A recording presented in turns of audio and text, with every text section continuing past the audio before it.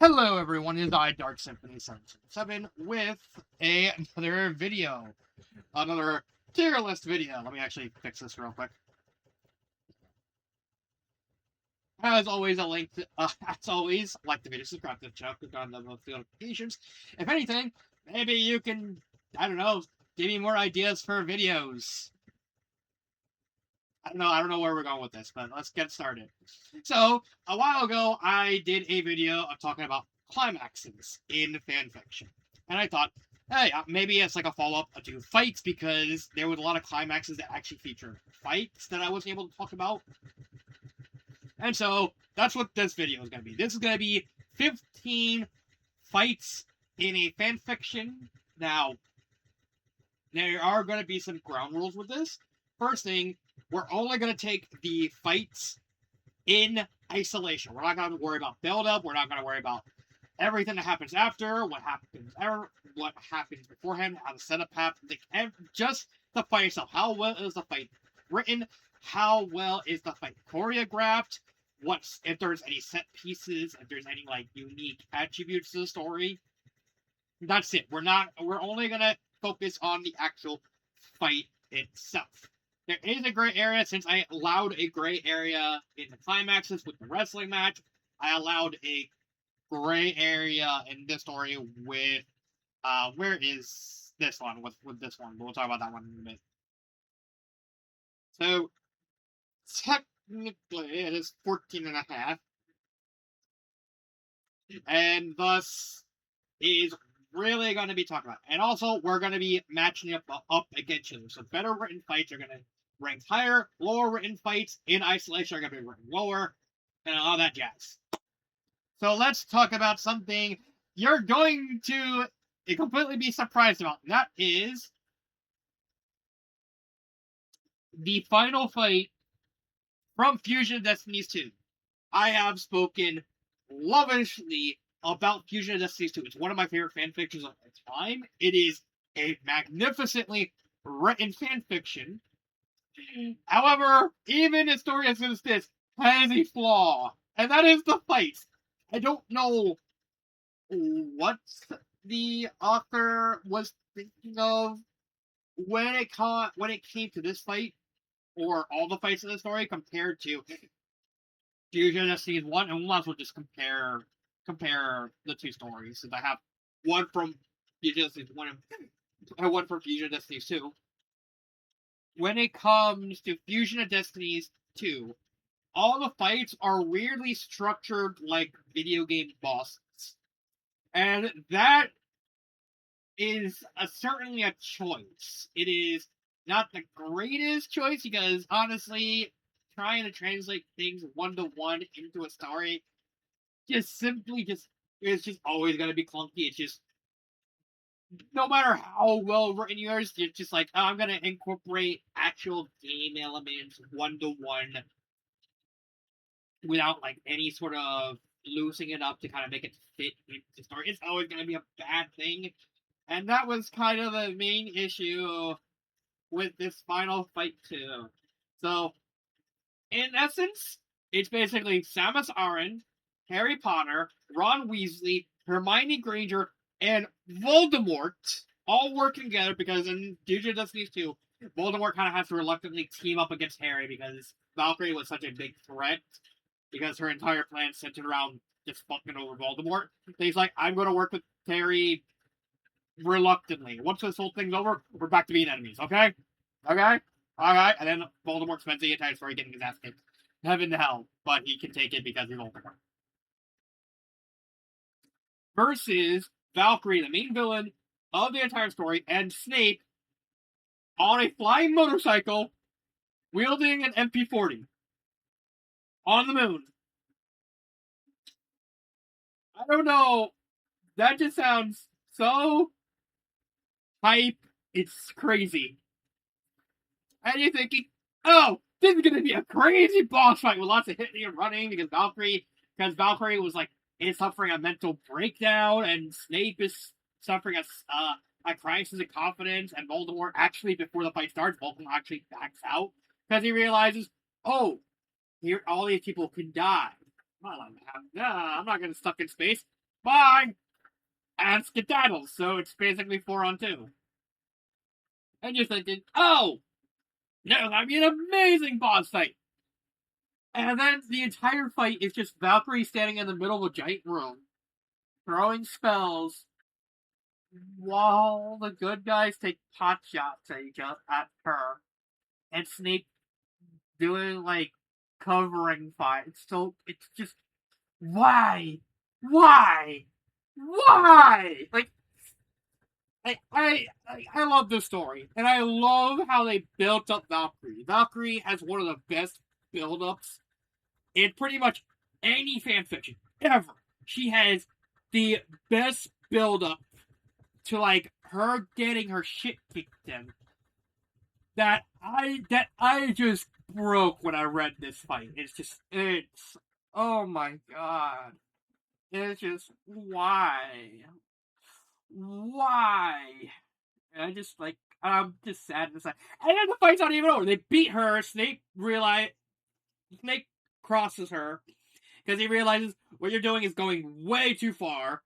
And he's like, oh, that's it? No. And then Valkyrie somehow makes one final Horcrux. In the crux of a fight, she makes a Horcrux on the fly. And then she dies, and then her soul goes to that Horcrux, which is a gigantic angelic robot in space. And then Harry, Ron, and Hermione get, like, superpowers. They fly into space, they somehow fly in through space, and they have to fight her. Samus is like, I can't fully remember if Samus is involved in that specific part of the fight. But oh my god, that's so why. I'm just like, no. Like, this has to be, for as much build up as Valkyrie was, having it wasted so much on such a horrendously, like, even adding in context doesn't save this fight from F tier. It doesn't. It doesn't. It is so horrendously written. Oh my god. It's it's so sad because, like, everything outside of all the fights are really amazing. The characters, the build up, the world building, like, expertly mingling the Metroid and Harry Potter worlds together. It's just phenomenal. But it's just so shit. And it's even more surprising is you take out the climax of the first story, which was Samus versus Voldemort, and guess what? Not an S. No, it doesn't. It's not. It's not double S. There's only gonna be one double S story here, but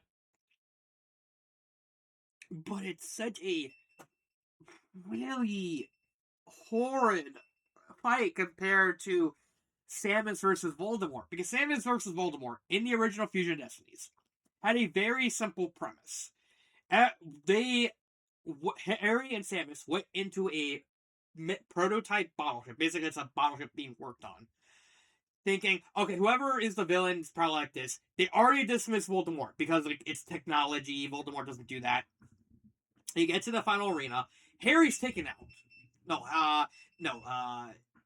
They find out that, it's Harry and they find out that Voldemort is behind the whole thing. Voldemort explains, well, it's because it's technology. It's like, but you don't do technology. They even, like, question is, like, because you're so anti-technology.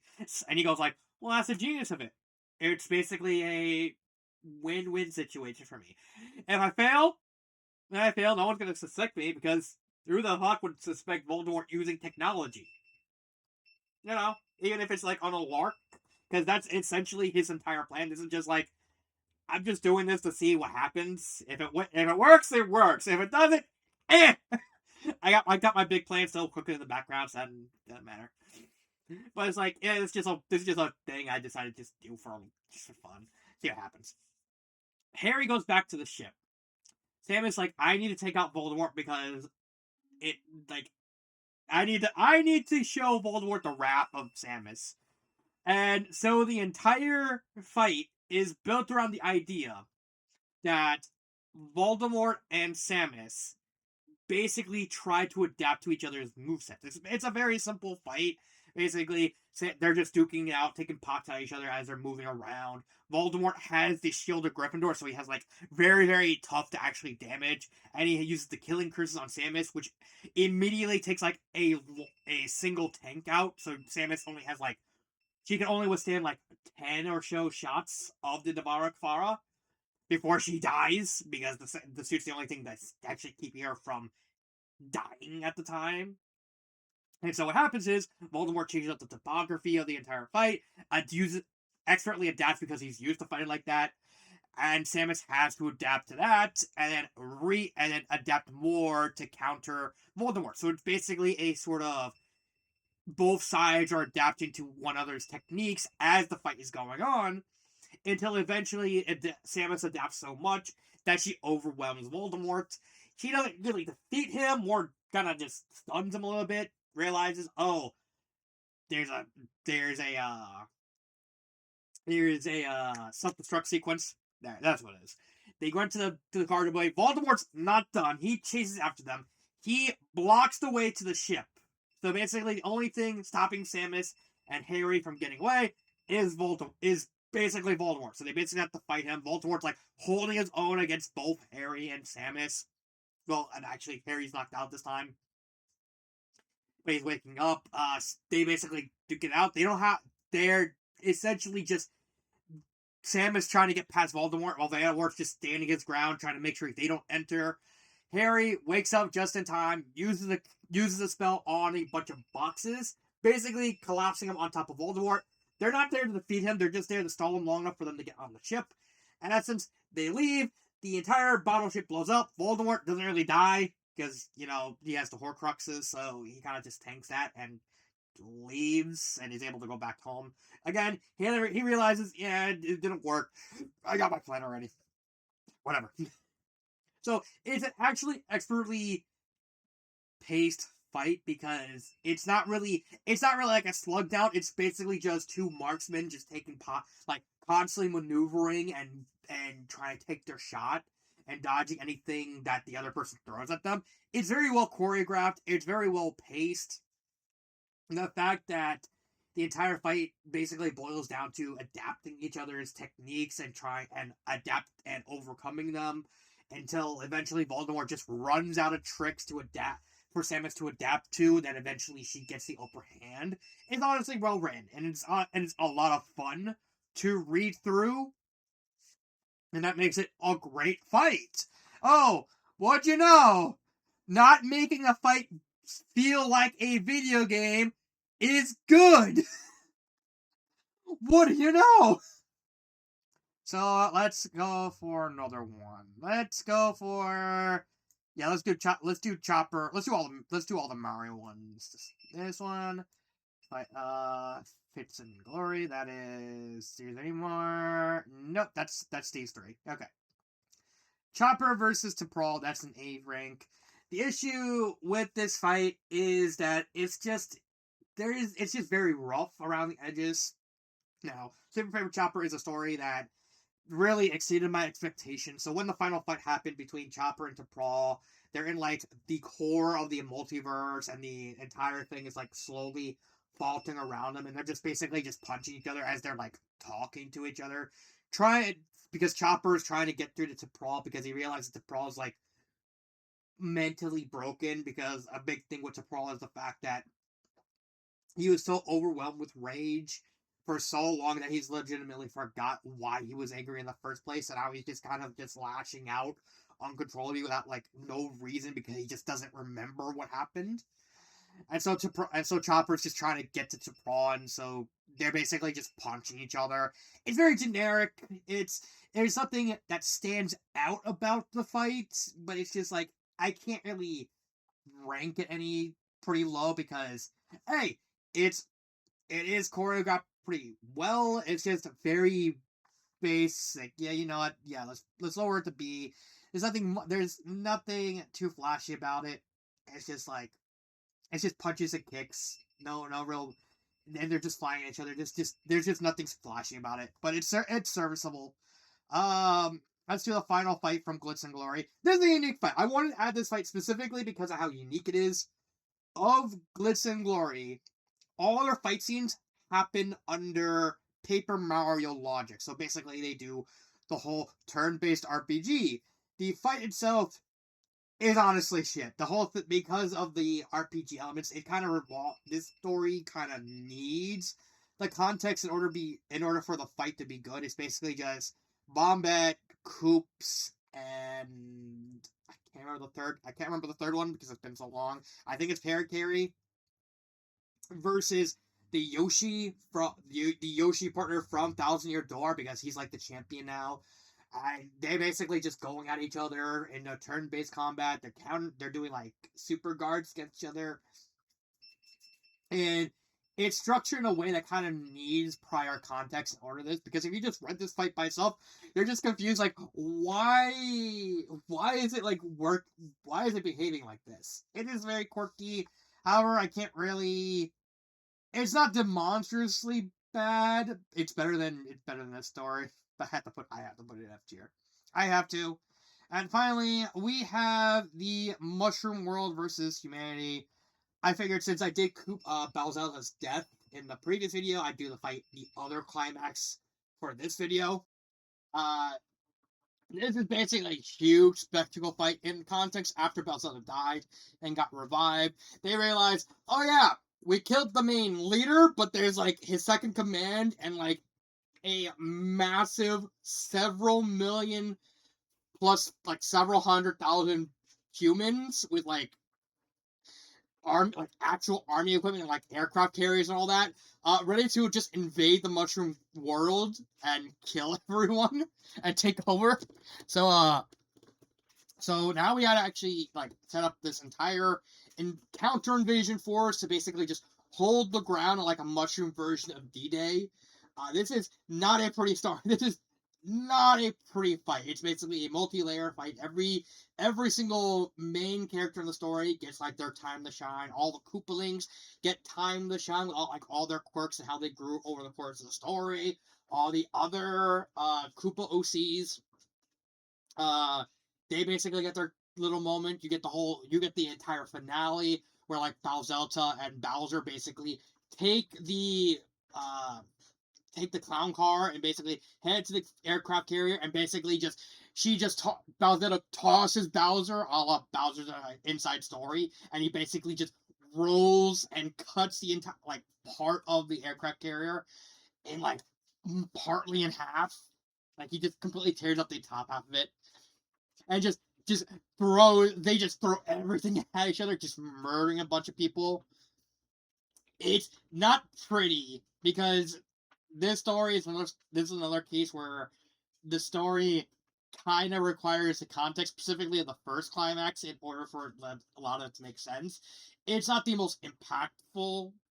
It's not the fight that suffers from it the most. We'll get to that in a minute. But it does hamper a lot. I'm gonna give this is gonna be the A tier because it's a really high octane. Everyone gets their moment to shine. That one final moment, especially at the end when it's all said and done, and Bowser basically springs the trap, saying, "Oh yeah, because of circumstances, we technically rule now." So basically, just handing everyone is like, well, why? Well, the Star Spirits can't interfere now because they would be perceived as the bad guys in that situation. And you know how black and white they love to be, right? Oh, you mother! Like it's high octane. There's lots of stuff going on. It's not the flat. It's a pretty flashy story, but there's not a lot. There's not a lot of choreography. It's pretty much a spectacle fight, more or less.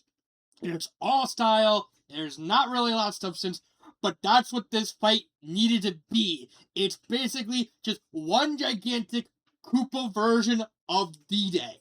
And that's exactly what it succeeded at. And on that front, it was still well choreographed. It was still well written. It was still just, it wasn't as good as a proper 1v1 like Samus and Voldemort because there was a lot of meaning and a context. And you don't even need the context for that fight to make sense. That's ultimately what these two tiers are going to be. It's like, it's gonna be just fights that you can read by themselves without any context of the story and still think that is an amazing fight. Now, which one should I do next? Let's do the weird one out. Yeah, let's get the weird one out of the way. Weiss versus Fate from Not This Time Fate. This is technically a fight, but also technically not a fight because this is also it's a weird situation. So at the climax of Not This Time Fate, John is basically fighting Adam Taurus, and Blake, Weiss, and Yang are teaming together to fight Cinder. And in this story, Weiss has the maiden powers, not Pyrrha, Weiss. So it's basically just the three friends. Ruby and John basically switch teams in the story if you haven't read the story. So Weiss, Yang, and Blake, they're basically just scrambling because they realize that the only reason they're surviving as long as they can is because of essentially 3-on-1. And Cinder is basically just hard focusing on killing Weiss to get the maiden powers. But, Blake and Gang, they eventually, they're constantly, keeping her from getting that killing blow.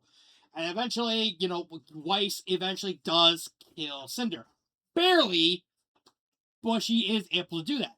On the other end of the spectrum, you have John and Adam, and they're basically just duking it out. John is very wise in this story. However, he realized that he hasn't been training that much, so he's kind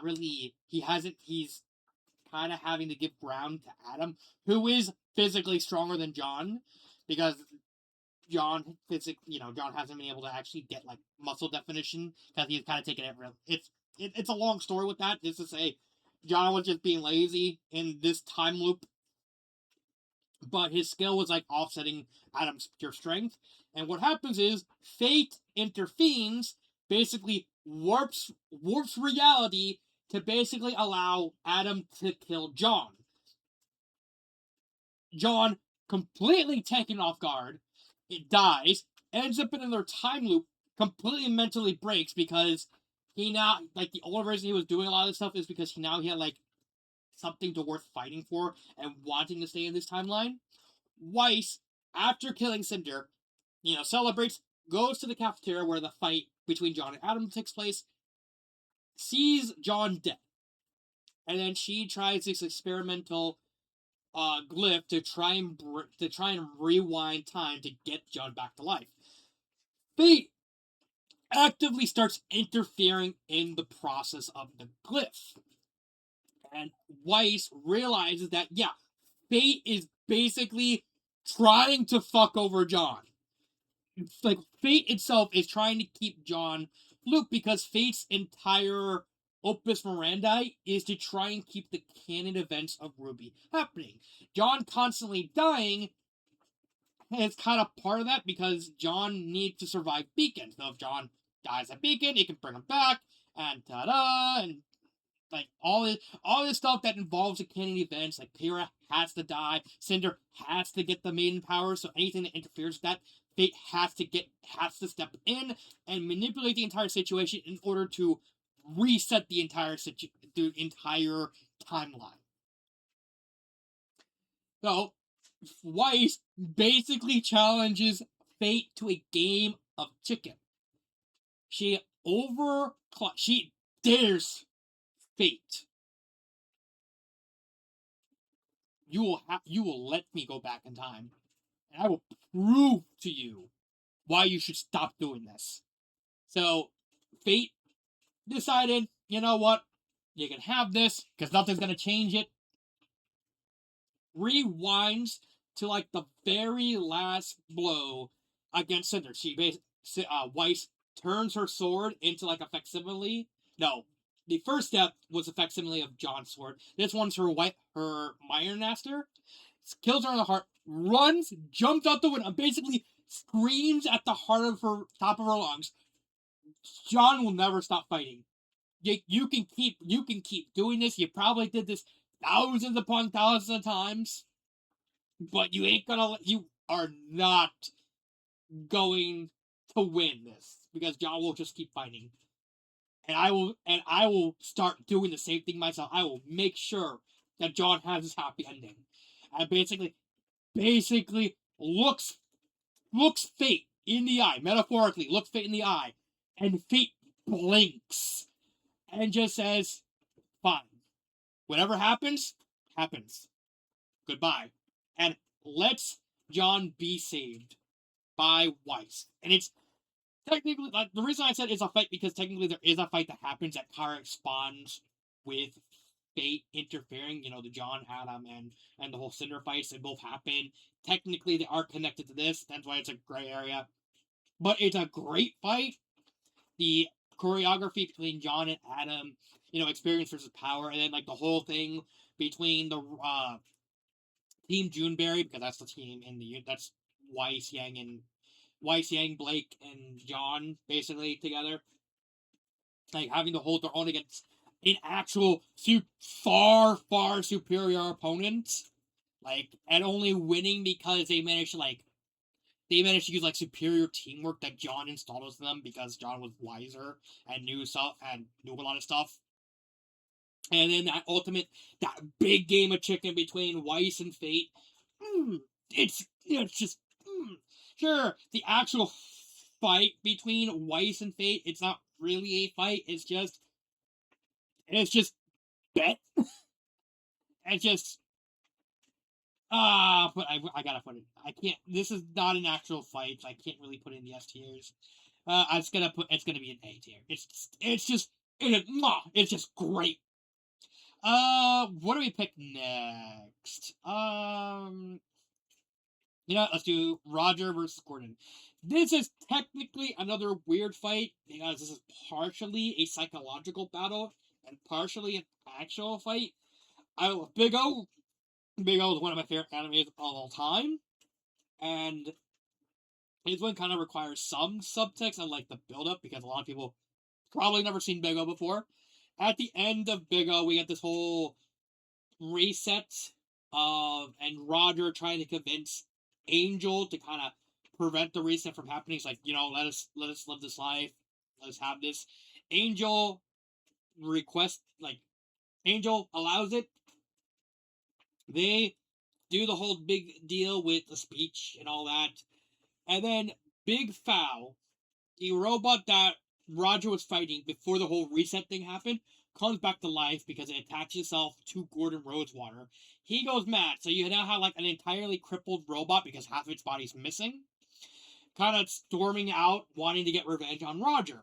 Roger and Dorothy go out to confront it, and something happens. Basically, Roger mentally blanks out and enters into like this weird psychedelic other world where he's like a mental escape patient, and like a bunch of people he knew are like fellow psychiatric agents, and like other people were like the nurses and all that. Dorothy's basically a nurse, doesn't know who Roger is, and he doesn't know what's going on, and he eventually does break out of it, and then we get like a little tiny skirmish because honestly, he's trying to get Gordon out of the robot because he realizes, well, because Gordon still has Dorothy's information, and he kind of needs that, so he can't really break the robot like he would want to. So he has to be delicate, like the robot. They have to try and hold the robot in place while he's just trying to get in. It's barely a fight. It's not gonna be like a F because it's more like this is largely a psychedelic fight. Like when you get to the actual fight itself, it's just basically Bao just punching the thing and Roger having like tank the thing while he's trying to like figure out how to stop it without killing Gordon so he can face justice and also get the information. So he just kind of holds it and he runs out. He goes to the other robots. Gordon basically just jumps them, attacks them. It's barely a fight to kind of count, but this is like at the point where I just ran out of things. So I kind of had to put it here. It's even worse than this because it's just barely. It's just nothing. I'll put nothing there. Luckily, the rest of these are actual fights and they're good. Let's see what next. Let's do the two Let's do the two pony ones. Twilight versus Order from Immortal Game. Oh my god, this is still up there as like one of my best fights, my favorite fights ever. However, Twilight versus Order is probably the fight that suffers the most from the rule set, because once you take all the context from this fight away, it's such a horrid, like a poorly constructed spectacle fight. Because that's all this fight is. It's just 100% spectacle. Twilight Sparkle all souped up on like Harmony Juice and the elements of Harmony, and like Order's wife like throws Order to cancel out, and they basically just throw the city at each other, and they just do barely several fights. They throw a bunch of magic spells, they sword clash, they do it is one gigantic spectacle that kind of requires the context in order to understand why it's so good. But when you take the fight at its core elements, it's not really great. And that's why it's gonna be in D tier. Like, it's a good fight. Like, it's like everything you would want from like a spectacle. Like, they throw each other out a mountain, they throw each other through a mountain, they throw each other through buildings, they throw the building at each other. Twilight Sparkle basically Falcon punches Order to the point where his head splatters and all the brain matter goes halfway across the city. And then he just recovers instantly. It's like they did basically just they break each other's arms, and like even the ending where like Twilight has to basically mentally break Order to like telling like you are basically just putting yourself into a circle trying to justify your own existence. How sad is that? And like that one hesitation basically allows Twilight to get the killing blow to basically remove all the magic from Order, and then like as a mortal say, I will let you wander around, let you see the sights, let you learn your own lessons, and Order basically just bum rushes Twilight, and Twilight just kills him, just beheads him. Like, oh, you're immortal, so now you can't die. So it's interesting, but I don't. It's a step up from these three fights, but it's still good. And you have Dao Ming versus Wudon.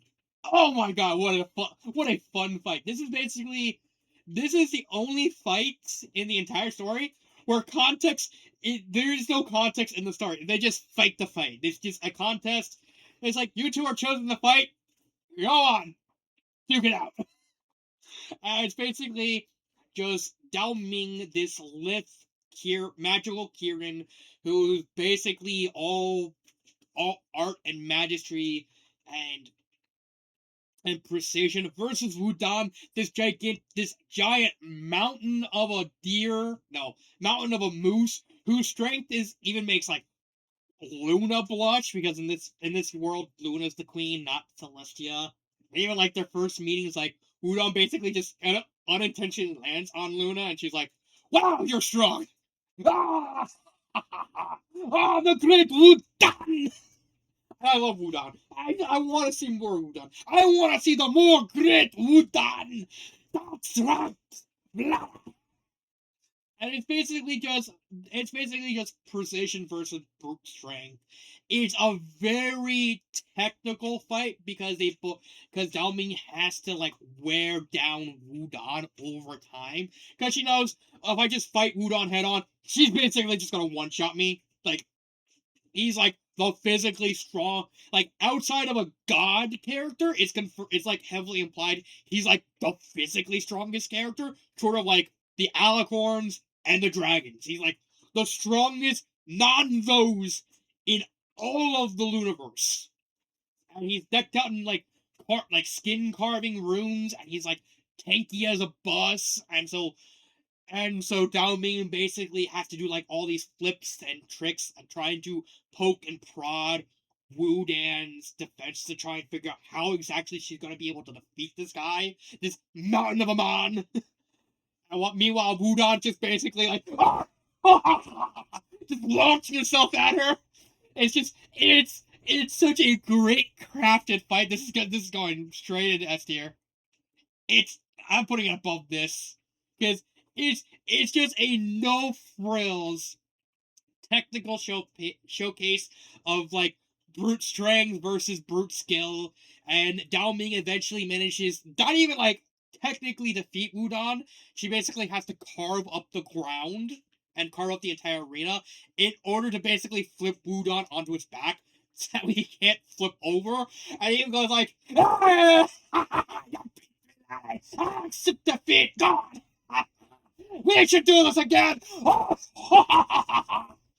And he's just loving the whole thing. It's such a great fight. It's such a technical fight where like the Prokin and the Protein testing each other's defenses and skills, showcasing the difference between how they go against each other.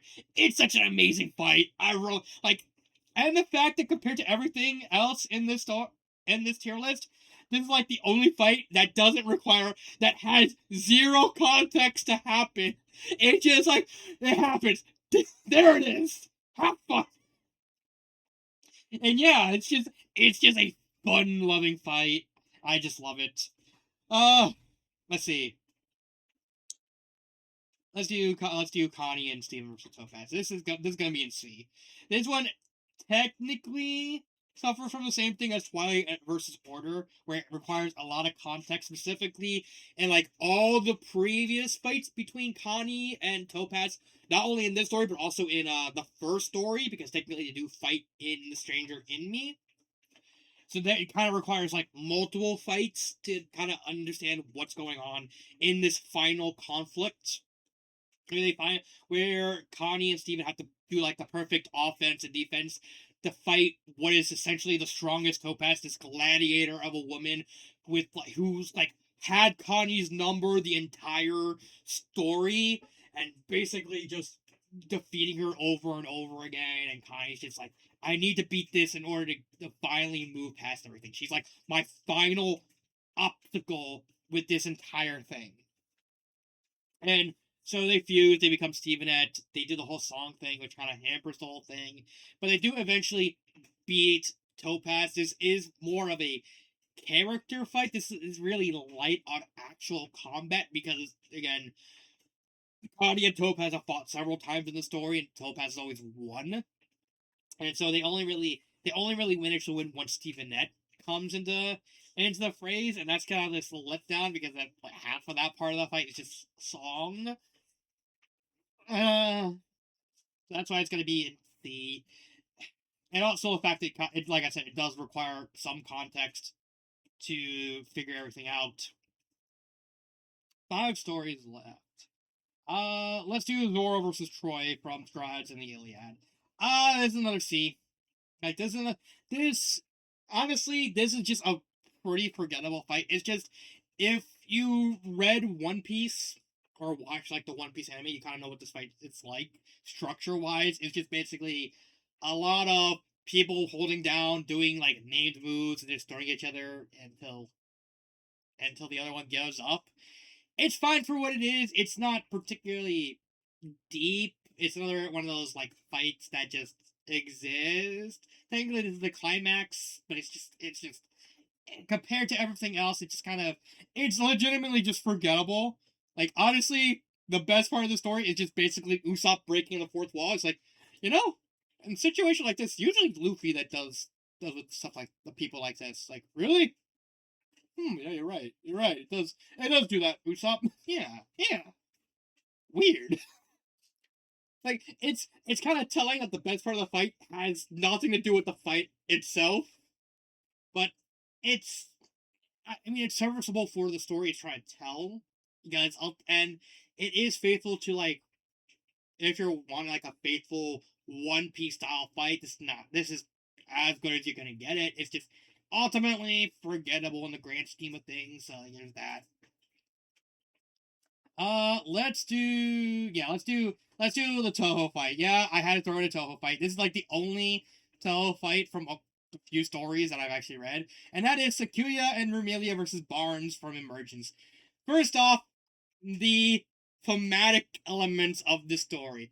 Like the setup of the entire story, where Rumelia breaks into a church, basically says, to deal with this, God didn't send in an angel, he sent in the devil. He sent in a devil. referring to herself as the Scarlet Devil, in essence referencing the fact that, despite being a demon, something, God would be frowned upon, she's acting more like a human than the human she's fighting, who is basically like this monster in human flesh, trying to masquerade as a human. You have Barnes offering, like, you take Sakuya, I will take Sakuya, you'll have all London for you to feast and famish upon, so you're never empty. And Remelia's like, no, I will let I will keep Sakuya, and she will choose whether or not to stay with me or go on her own. And what do I get out of this?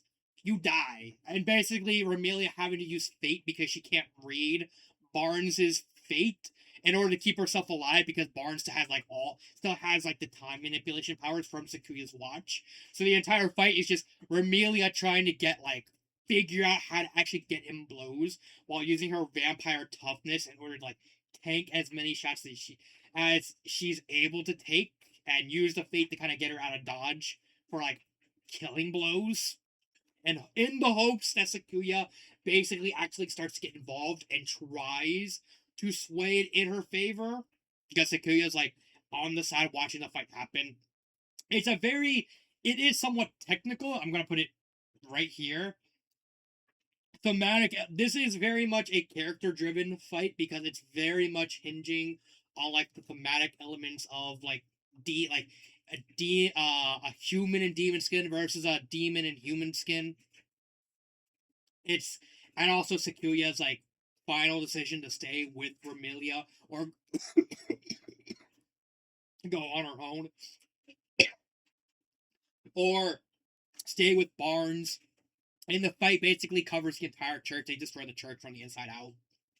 And the finale, where they're over the edge of the church, and Remelia basically fires a spear, the gun gear, at Barnes's chest, basically launching him into the ground, disintegrating him into nothing. That's a great finale. It's not super technical. It's technical enough that it's better than all of these stories. But the story just revives so heavily on the character interactions with Sakuya and the main fighters that it seems kind of quaint. It does get better once Sakuya joins, because now Barnes is on the back foot, and he's constantly having to use his power to get away and getting pot shots. It's not it's flashy, but it doesn't have a lot of substance to it. So that's why it's getting B tier. Inky and let's do the Inkling stuff. Inky and Saretta versus Octomary and Octavio. This is technically a two-part fight, because structure-wise, Inky and Saretta fight Octomary first, and then immediately after they fight Octavio. So I don't know whether not to count this fight as one fight or two fights. So I said I'm just gonna make this one a gray area and have them technically both count. In essence, the Octolanes invade Inkopolis because Octavio realizes that his entire propaganda plan of painting the Inklings as the villains is slowly falling apart, because there's an Octolane just casually living in Inkopolis, and oh no, that's just bad. So he launches an entire invasion force with the hopes of trying to get hopefully finish the job and kill all the Inklings to the point that her interference doesn't matter. Sarada's sister Octomary fights Inke, who is actually Agent 3 from the first game, and Sarada, who is the Octoling, in a fight. Basically, they fight him on top of Moray Towers, and this is actually more of a technical fight. That's why I wanted to pick both of these, because Octomary is the more technical fight, while Octavio is more of the spectacle side of things. Because Octomary, instead of fighting with guns, taking pot shots, Octomary basically I don't need a gun. I got these hands, and basically just punches and beats the shit out of Sarada and Inke throughout their entire fight. And them having to use ink to maneuver around, but she has gauntlets that fire ink as she punches to basically do extra damage to them.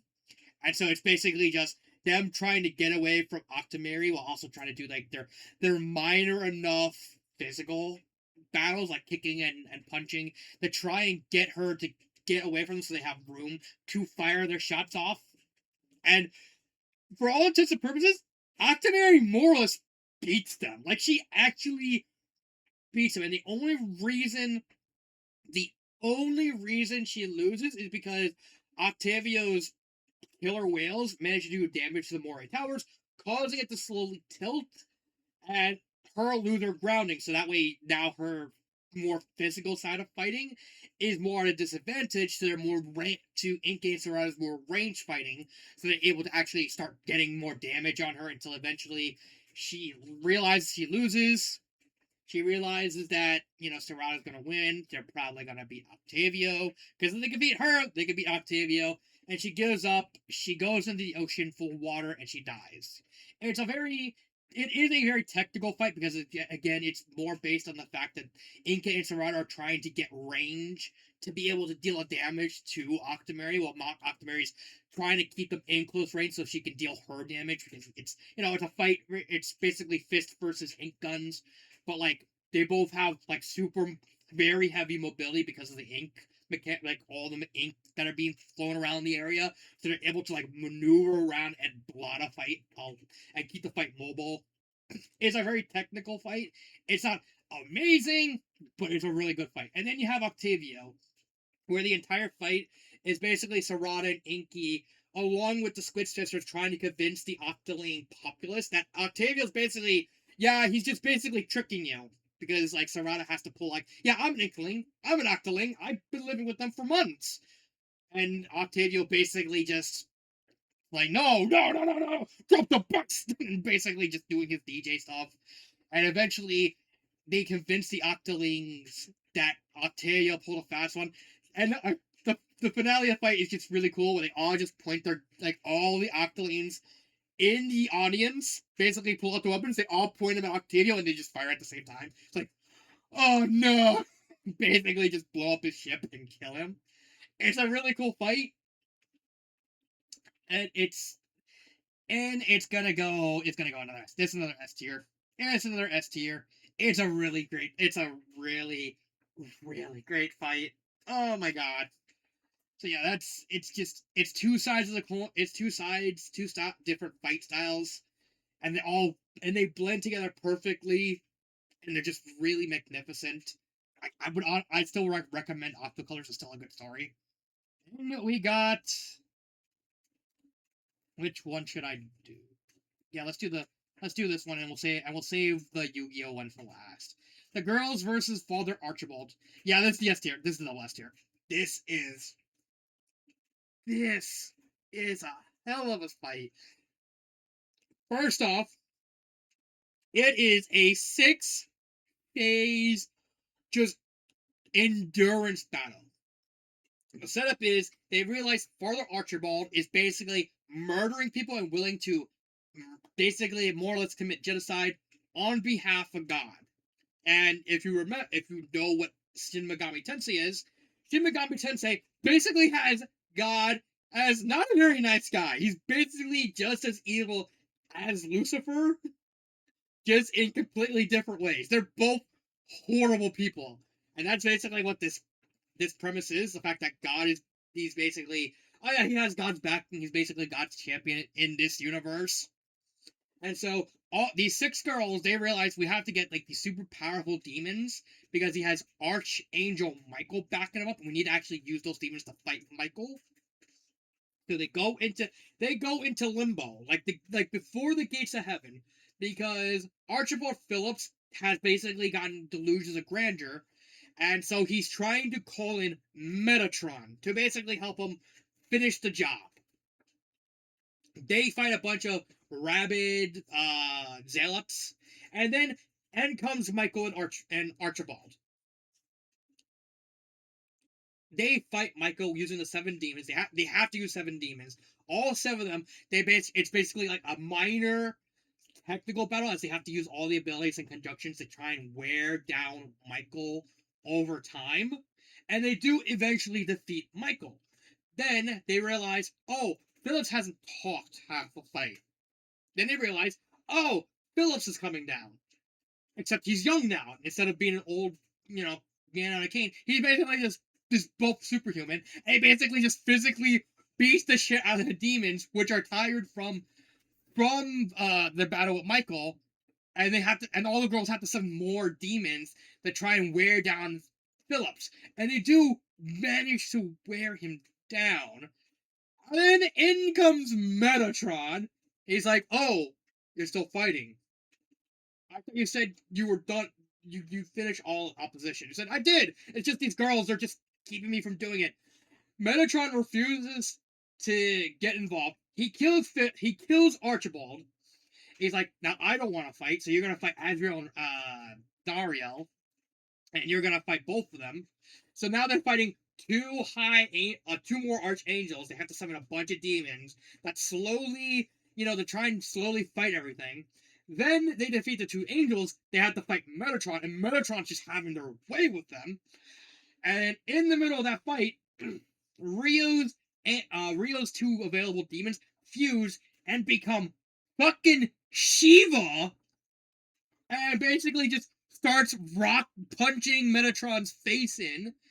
And then they're just, they kind of stun Shiva, and Shiva like backs off, and then they find out, oh, Archibald has now possessed Metatron. So it's like, oh shit, because now Phillips wants to kill these girls because now he has the strength to kill God. I will kill God and take his place, and basically do what he's doing, but more crazy, but more my way. So now they have to actually wear down Phillips' mental hold on Metatron enough for Metatron to basically get Phillips out of his head. And they slowly but surely, because now he's also manipulating the unconscious angels to fight alongside him. So now it's like it's just a massive chaotic battle where bodies are flying. Shiva basically gets pissed because Rio's trying to say use your Sapadachara, and she's like butchering the name, and he gets so pissed like it's pronounced Hatsunapka, and he basically just does a superpower out of anger. That acts as like the big blow to let Metatron rip out Archibald and just basically erase him from existence. It's such a high octane. It's long. It's a long fight. Let me actually show you. So like this is the last thing. This is the last chapter. Let's see. Where is? Let's see. Let's see. Where is the fight? Like I think. One second. This is more or less where the fight starts, where they're fighting the ruthless around here, and the fight ends somewhere around here, more or less, a little bit around here. So it's a very long fight. The phases happen very briefly because you have to keep the fight moving. But all the elements, all the added elements, the fusion in the middle of the fight, it just comes together in like a really, really magnificent showcase of like how to properly do a long fight right. And it's like if any of these fights deserve double S rank, it's this fight. So all that leaves is the Yu-Gi-Oh effect. That's gonna go in A tier.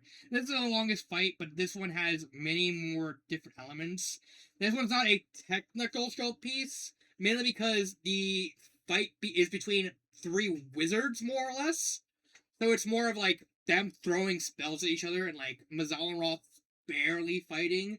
And in short, Mazzalenroth's trying to complete this massive ritual for his plans to work. So he's basically just throwing in like different last ditch defenses to try and stall Mana and Magus, which are the Dark Magician and Dark Magician of Chaos, from preventing him. So he has like this magical shield with a medallion. He summons Exodia Necros, which cause Mana and Magus to summon Stardust Dragon and Black Rose Dragon. I believe that's what Magus summons. He summons one of the other Slider Dragons. I think he just summons Black Rose or Red Dragon Archie, but I believe it's Black Rose. And you have to fight Exodia Necros and wear that thing down. And then they eventually defeat Exodia Necros, and then Mazzalenroth summons Darkness Neospear.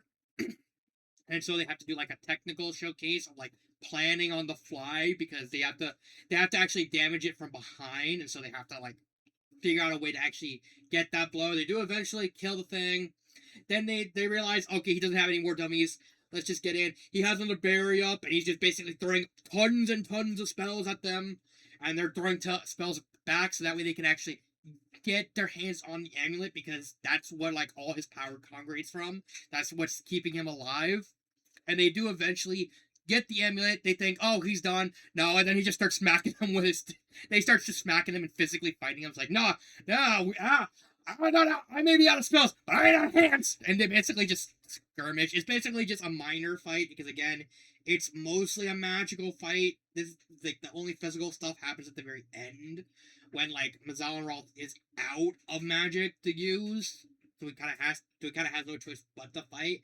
And the fight isn't really that impressive. It's more impressive like all the moving pieces with like Exodia Necros and Darkness Sphere, because they have to try and figure out like different ways to try and take them out. So it's more of a puzzle fight for them because they require like very very specific things in order to try and beat. And Necros honestly is like the bulk of the entire fight.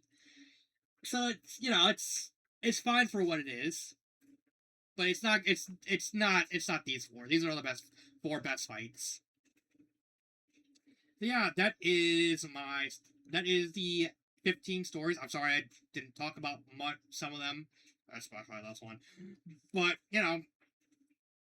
it is what it is. If you have any more ideas for future videos you want me to do, leave it in the comment section. I'm going to be running out of fan fictions pretty soon. So, who knows? I'll see you next time. This has been Dark Symphony 777, and cut.